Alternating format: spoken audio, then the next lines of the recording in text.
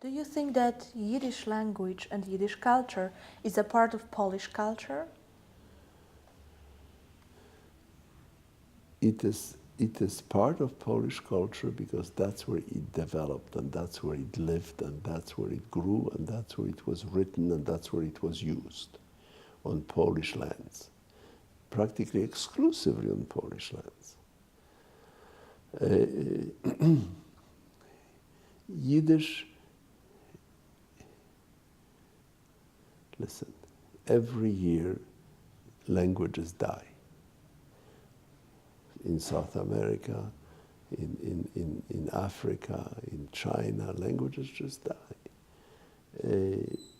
Jews are determined not to let Yiddish die. And what Yiddish has, that these other languages that disappear do not have, is a body of literature.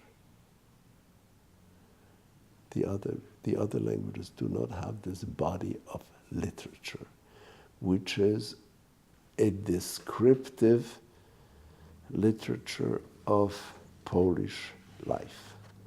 So when you ask me, is Yiddish part of Polish culture? A great deal of Polish culture would not be known without the Yiddish, without the Yiddish literature. Who can describe the poets, the boss, the aristocrat as well as singer, or what is the balagula, the rider of the cart, the balagula. Just the name of it, a balagula, so, or a porets. Can you hear porets?